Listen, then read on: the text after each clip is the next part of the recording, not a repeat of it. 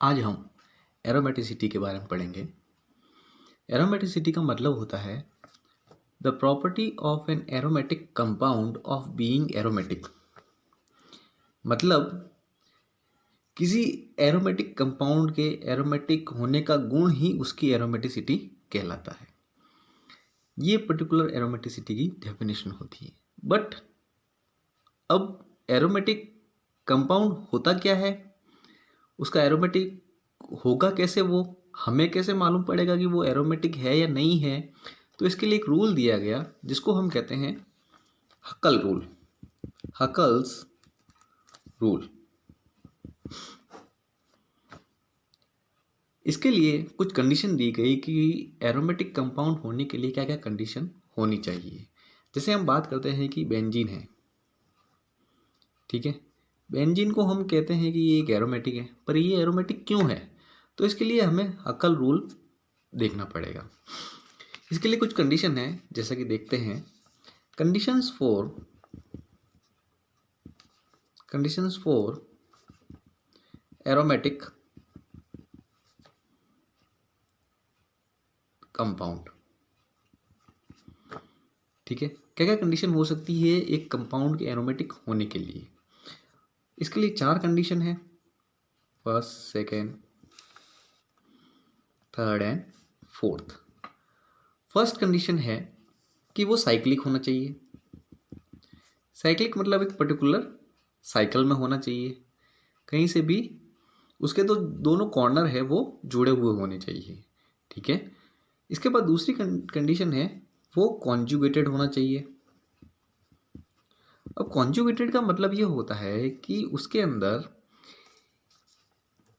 Pi sigma pi electron होना चाहिए, ठीक है, या फिर पाई सिग्मा लोन पेयर होना चाहिए, या फिर पाई बॉन्ड सिग्मा बॉन्ड, या फिर उस पर पॉजिटिव चार्ज या पी वैकेंट ऑर्बिटल होना चाहिए।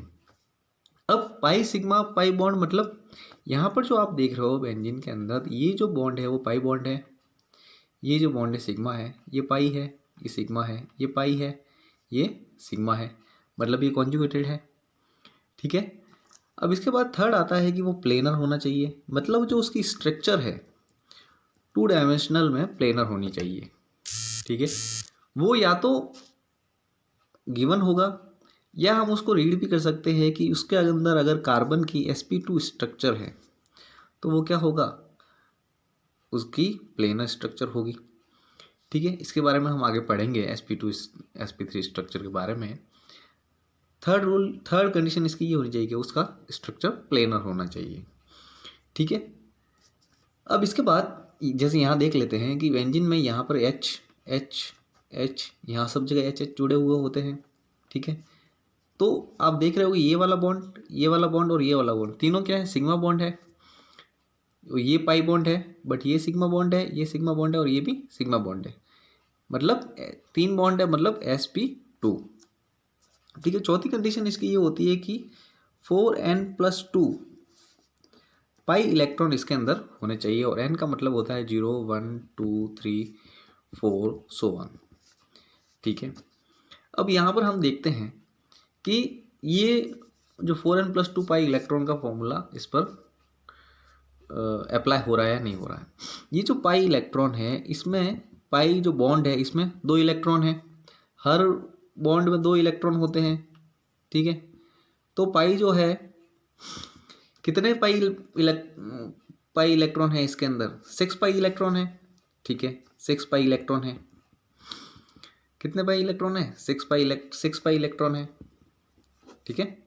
अब 6 पाई इलेक्ट्रॉन है तो हम यहाँ पर देखते हैं कि n की वैल्यू हम 0 रखते हैं, तो n की वैल्यू 0 रखने पर इसकी वैल्यू क्या आई, 2 पाई इलेक्ट्रॉन आई, मतलब जिसमें 2 पाई इलेक्ट्रॉन होंगे वो क्या होगा, एरोमेटिक होगा।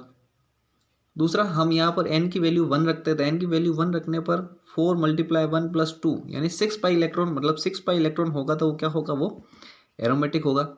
यहाँ पर हमने देखा कि इस बेंजीन के अंदर, ठीक है, बेंजीन जो स्ट्रक्चर है उसके अंदर कितने पाई इलेक्ट्रॉन, 6 पाई इलेक्ट्रॉन। ये हक्कल रूल का पालन कर रहा है, साइक्लिक है, कॉन्जुगेटेड भी है, प्लेनर भी, और ये रूल का पालन भी कर रहा है, मतलब ये क्या है, एरोमेटिक कंपाउंड है।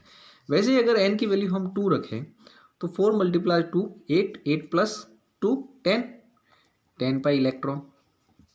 3 रखते हैं तो हम इसकी वैल्यू आती है 14 पाई इलेक्ट्रॉन, मतलब सो ऑन आगे की तरफ ये बढ़ता जाता है। मतलब 2 pi electron, 6 pi electron, 10 pi electron, 14 pi electron जिस किसी कंपाउंड के अंदर होते हैं वो सभी कंपाउंड क्या कहलाते हैं, एरोमेटिक कंपाउंड कहलाते हैं। बट कंडीशन ये होनी चाहिए कि वो साइक्लिक होना चाहिए, कॉन्जुगेटेड होना चाहिए और प्लेनर भी उसके अंदर स्ट्रक्चर होना चाहिए।